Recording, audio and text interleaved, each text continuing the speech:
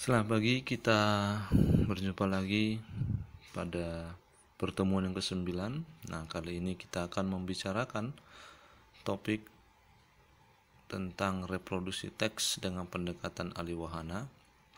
Nah, sebelum saya sampaikan bagaimana konsep reproduksi teks dengan pendekatan aliwahana, perlu saya sampaikan bahwa tujuan kita mempelajari topik ini semata-mata untuk menambah pengetahuan kita bahwa di dalam menghasilkan sebuah teks kita mendapatkan satu pendekatan yang disebut dengan aliwahana.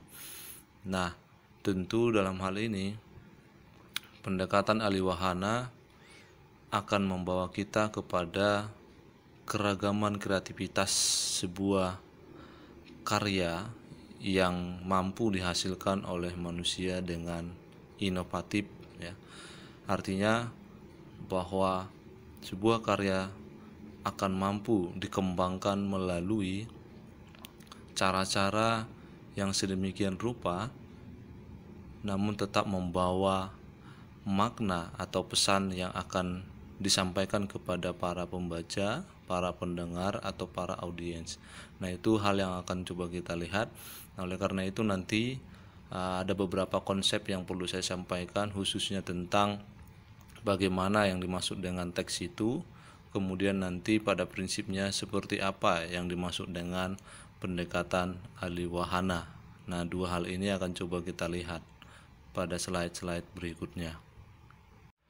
Baik, kita lanjut pada slide yang kedua. Nah, di slide yang kedua ini kita akan coba melihat seperti apa konsep-konsep yang dimaksud dengan teks, reproduksi teks, kemudian nanti apa yang dimaksud dengan aliwahana. Nah, pada dasarnya ketika kita berbicara teks yang selama ini mungkin dipahami secara literal, ya, artinya teks itu hanyalah kumpulan tulisan-tulisan. Namun pemaknaan teks kali ini bukanlah hanya sebatas itu, melainkan teks itu bisa kita katakan adalah hasil sebuah kreativitas manusia, atau juga boleh dikatakan teks adalah hasil dari kebudayaan manusia. Jadi teks bukan semata-mata hanya bertemu dengan tulisan, namun teks dalam hal ini bisa kita katakan adalah keseluruhan jalinan-jalinan dari kebudayaan manusia. Nah, apapun yang dihasilkan manusia itu boleh kita katakan teks, karena memang teks pengertiannya tidak hanya lagi merujuk kepada kata-kata, namun juga merujuk kepada hasil kreativitas atau yang disebut dengan seni kreativitas manusia. Nah, itu teks.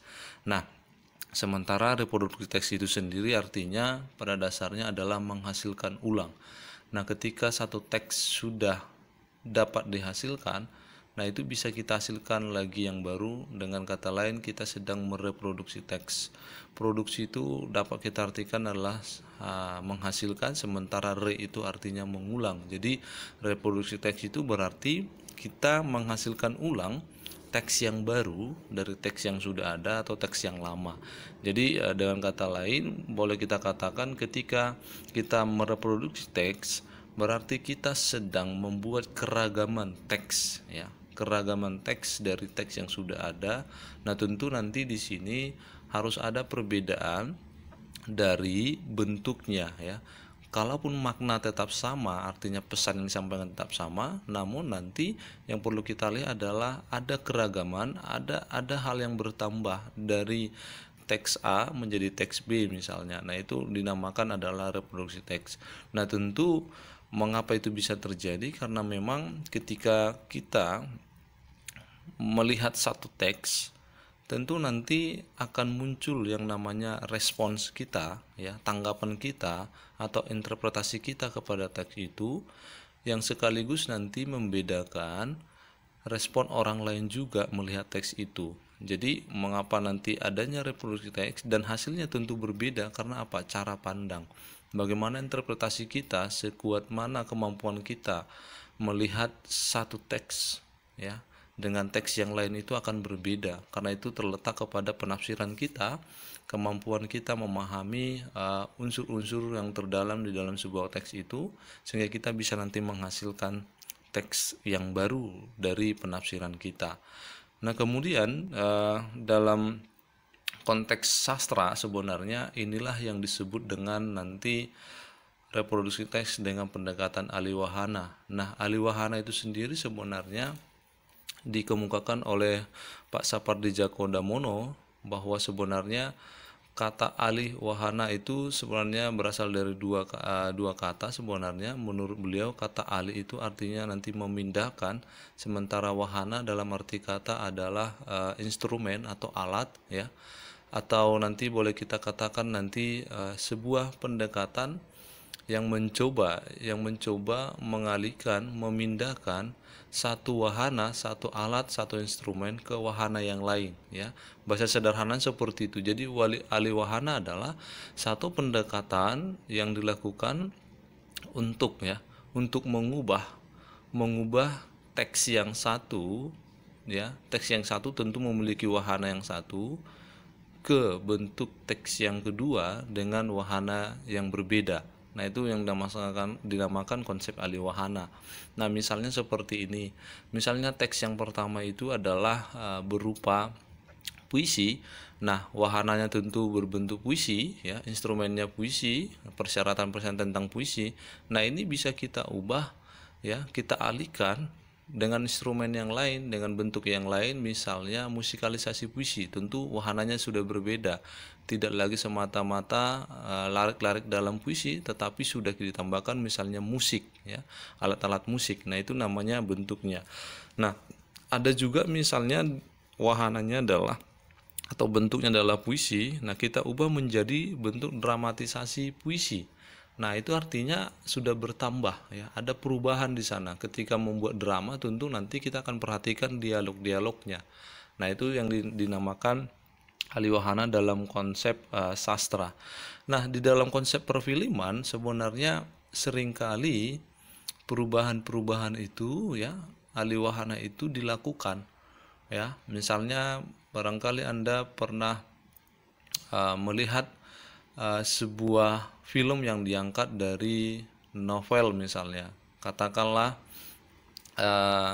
film Laskar Pelangi yang sampai saat ini menembus pendapatan tertinggi dari film Indonesia, itu sebenarnya diubah, ya, dari novel menjadi film, ya.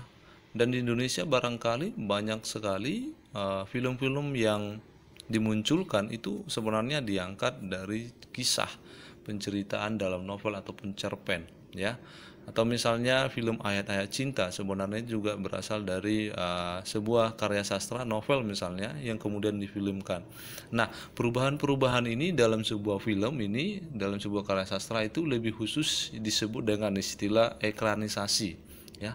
Ekranisasi artinya bagaimana nanti seorang sutradara melakukan perubahan itu, mengangkat sesuatu hal yang lebih menarik, dikemas lebih menarik untuk menyampaikan pesan itu lebih mudah kepada para penonton.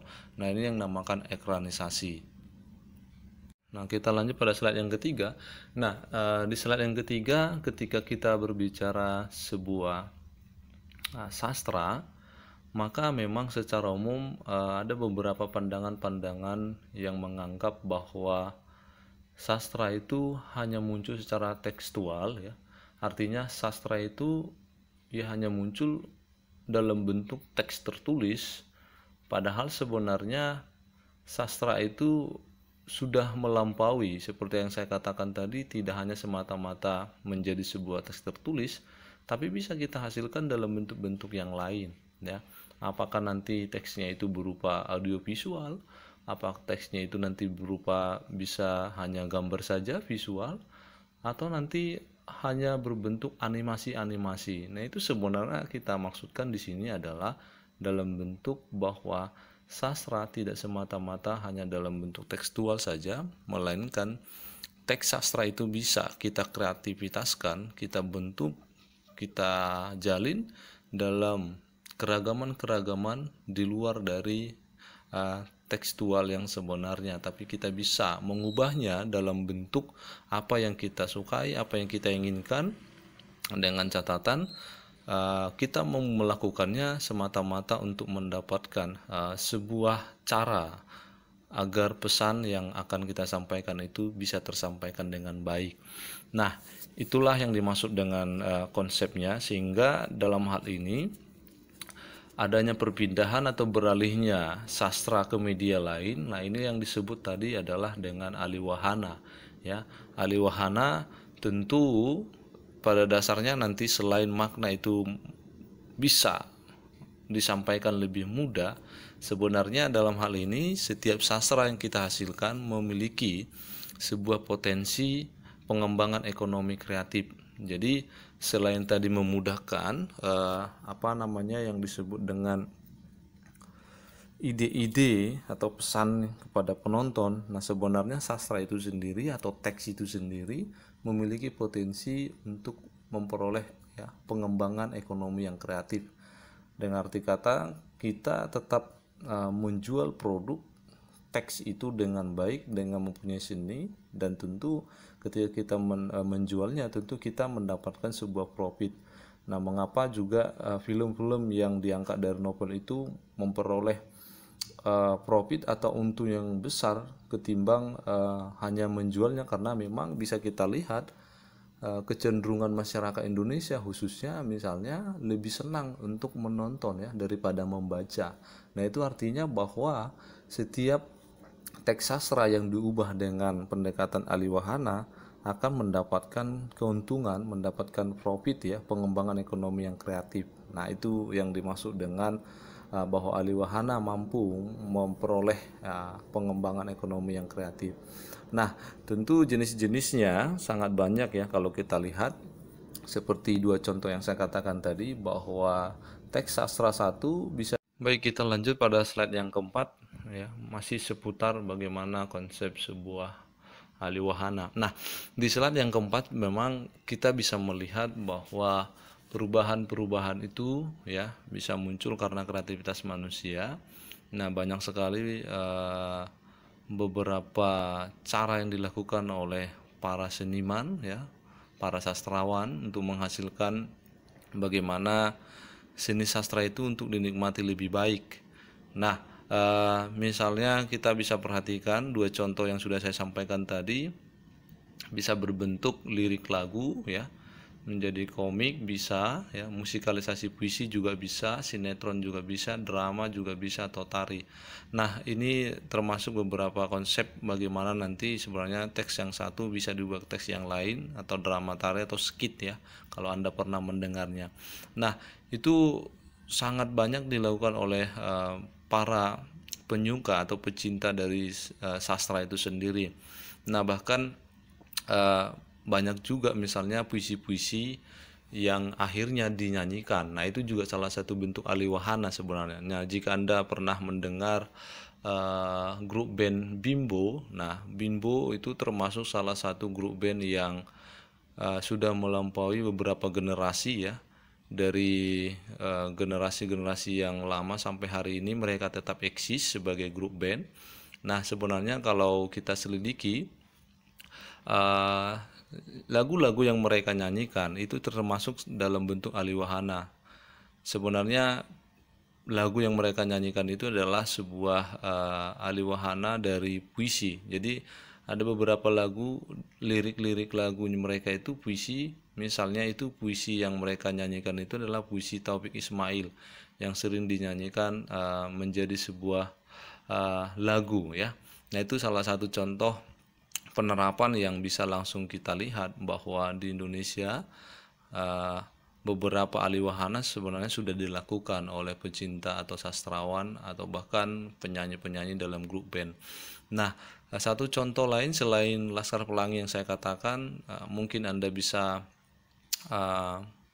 melihat atau menonton kembali yang namanya film Tenggelamnya Kapal Van der Wijk ya. Nah, ini sebenarnya diangkat dari novel.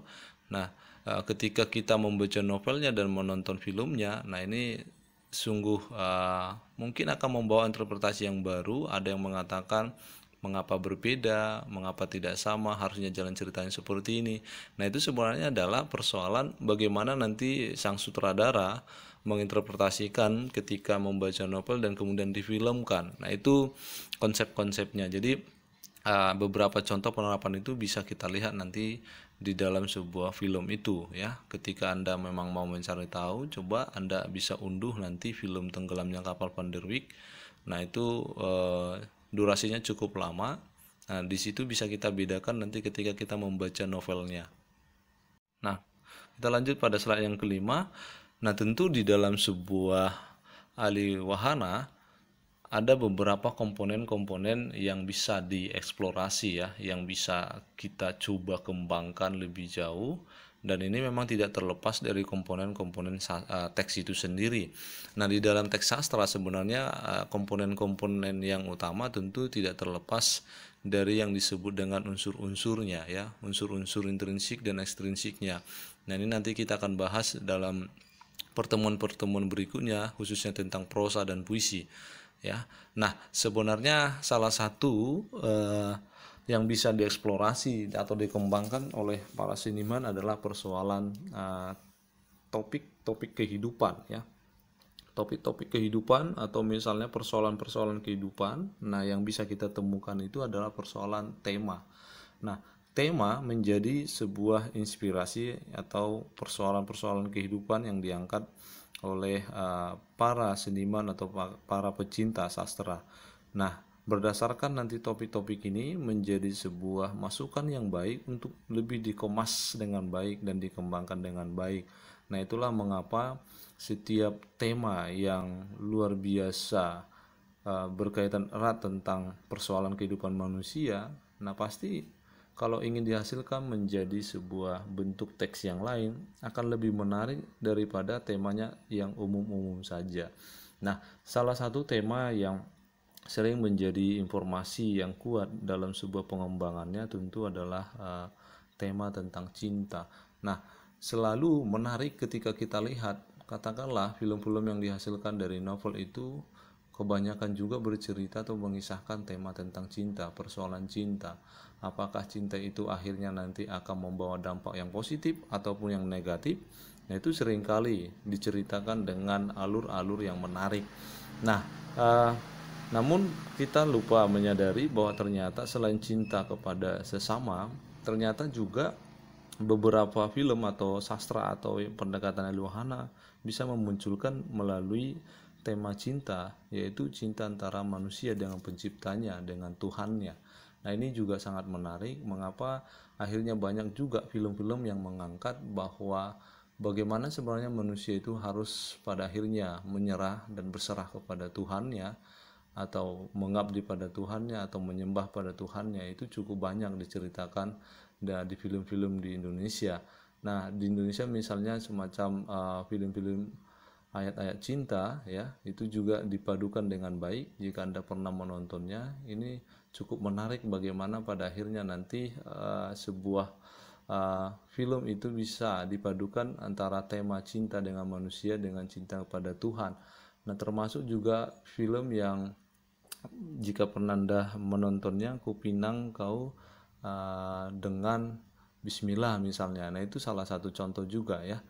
Nah, itu beberapa konsep-konsep tentang cinta. Nah, nanti di akhir slide saya menunjukkan kepada Anda, silakan Anda unduh, ada satu bentuk tema yang berkaitan dengan cinta pada Tuhan, bagaimana pencipta selalu menolong manusia meskipun manusia itu jatuh dalam dosa. Nah, itu Anda bisa unduh nanti di dalam model kita, konsep learning kita nanti bisa Anda terapkan bagaimana. Nah, dan silakan Anda berikan respon-respon Anda, tanggapan Anda, apakah Anda bisa memahaminya dengan baik contoh yang saya berikan itu. Baik, kita lanjut pada slide yang ke-6. Nah, di slide yang ke-6 ini kita melihat bahwa secara umum sebenarnya ketika kita melakukan analisis teks ya, kita melakukan tanggapan-tanggapan terhadap teks, maka ada 3 hal yang tidak perlu kita lupakan, dan 3 hal ini selalu melekat di dalam sebuah analisis teks. Nah, tentu yang pertama adalah dari sisi teks itu sendiri, ya. Dan yang kedua nanti dari sisi pembaca. Nah, kemudian adalah dari sisi pengarang. Nah, kalau kita perhatikan sebenarnya ketika teks dihasilkan tentu tidak boleh terlepas dari pengarang. Nah, ketika teks juga itu ada pada ranah publik, maka kita juga tidak boleh melupakan yang namanya si pembaca. Nah, artinya kalau kita nanti ingin atau hendak melakukan yang namanya perubahan atau alih wahana, maka tiga hal ini tidak boleh kita lupakan, sebab kalau hasilnya akan lebih baik, maka kita harus memahami secara mendasar sebenarnya teks itu yang dihasilkan itu seperti apa, pesannya apa yang mau kita sampaikan pada pembaca berikutnya. Nah, kita selaku pembaca utama, kita selaku pembaca pertama tentu akan memiliki interpretasi. Nah, tentu kita tidak boleh melupakan yang namanya siapa penghasil teks itu adalah pengarang pertama. Nah, di dalam pengarang pertama kita akan melihat bagaimana nanti sebenarnya ciri-ciri yang khusus yang tampak, pesan-pesan apa yang mau disampaikan oleh pengarang kepada kita, sehingga kalau kita ingin melakukan yang namanya alih wahana, kita tidak boleh melupakan tujuan penulisan teks itu dari pengarang pertama kalau kita ingin mengubahnya. Oleh karena itu, setiap teks yang berada pada tangan satu orang berpindah ke tangan orang lain, berpindah ke tangan orang lain lagi, dan seterusnya, itu akan membentuk yang namanya bentuk circle, ya. Artinya akan terus menerus mengalami perubahan-perubahan tergantung nanti kepada kemampuan kita melakukan interpretasi atau yang namakan tadi penafsiran. Nah, oleh karena itu bagaimana penafsiran atau kemampuan seseorang memahami teks yang dihasilkan itu untuk kita kembangkan lebih jauh, untuk kita hasilkan lebih baik lagi, untuk memudahkan pesan yang kita sampaikan lagi, itu tergantung kepada kita yang memahami teks itu. Nah, oleh karena itu di slide yang ketujuh, ketika kita ingin melakukan reproduksi teks sebenarnya ada beberapa hal yang harus kita perhatikan, ya. Dan ini bagaimana nanti kemampuan kita untuk memenuhi persyaratan ini. Nah, tentu yang pertama adalah kemampuan kita akan diuji lewat pemahaman kita terhadap teks itu, baik secara lisan dan tulisan, baik yang tersurat maupun yang tersirat, ya. Artinya bahwa dalam teks, seperti yang saya katakan, teks itu tidak semata-mata bisa kita maknai secara tekstual, tetapi bisa juga kita maknai di luar dari tekstual. Artinya ada pesan-pesan yang mungkin tidak terlihat tampak secara langsung, namun kita bisa memahaminya dengan pemaknaan yang tersirat. Artinya tidak serta-merta langsung nyata-nyatanya dijelaskan dalam teks, tetapi dibutuhkanlah di sini kemampuan bagaimana para pembaca memahami makna-makna yang tersirat. Barangkali ada makna-makna yang lain yang mau disampaikan, ya, atau yang hendak disampaikan oleh pengarang. Nah, di sini kita harus dituntut, ya, bagaimana mampu memahami itu. Nah, itu yang pertama. Tentu yang kedua adalah bagaimana kemampuan kita memilih wahana yang tepat atau media yang tepat. Nah, kesalahan memilih wahana atau media juga mempengaruhi nanti bagaimana sebuah pesan di dalam teks itu tersampaikan dengan baik. Kalau kita ingin memilih media perfilman, ya, tentu kita harus memilih bagaimana wahana tentang film yang tepat. Jangan sampai nanti misalnya temanya bagus tapi kualitas kamera tidak bagus, wahana tidak bagus, suara tidak bagus, lighting tidak bagus, audio tidak bagus. Nah, tentu nanti itu mempengaruhi hasilnya. Namun ketika kita memilih wahana yang tepat, maka itu akan nanti mendapatkan hasil yang bagus, tergantung juga nanti kepiawaian kita menggunakan wahana-wahana itu. Nah, itu yang dimaksud yang kedua. Nah, yang ketiga adalah bagaimana yang dimaksud dengan pemaknaan hubungan intertekstualitas yang baik. Nah, maksudnya begini, pada dasarnya kalau kita kembali bahwa lahirnya sebuah teks itu selalu memiliki hubungan dengan teks-teks yang lain, ya. Nah, artinya apa? Hubungan yang dimaksud di sini adalah ketika satu teks ada, itu akan terpengaruh secara tidak langsung dengan lahirnya teks itu. Ya, dengan kata lain bahwa inspirasi dari melahirkan teks yang kedua tentu tidak terlepas dari teks yang pertama. Nah, itu bisa Anda lihat. Misalnya bagaimana sebuah novel yang pertama tentu tidak terlepas dari mungkin pengalaman-pengalaman si penulis tentang novel yang pertama. Katakanlah seorang Andrea Hirata yang menghasilkan Laskar Pelangi. Nah, tentu tidak terlepas teks itu bisa lahir karena mungkin pengalaman-pengalamannya, pengetahuannya pernah membaca misalnya yang namanya novel-novel tentang pendidikan, ya kemiskinan, kehidupan yang melarat, kondisi sosial yang melarat. Nah, itu akan membawa dia kepada pemahaman itu yang disebut dengan intertekstual, bahwa artinya teks yang satu dengan teks yang lainnya sebenarnya memiliki hubungan yang sangat dekat, ya saling memberi pengaruh yang positif untuk menghasilkan teks itu. Nah, itu namanya intertekstual. Jadi tidak bisa dipisahkan mengapa sebuah teks itu bisa lahir, ya dari teks-teks yang lainnya sebenarnya memiliki masukan-masukan yang positif, ya. Nah, yang terakhir tentu adalah persoalan kreativitas. Nah, kreativitas ini sangat penting. Mengapa? Ketika kita ingin menghasilkan teks yang baru, maka dituntut bagaimana inovasi-inovasi yang kita hasilkan.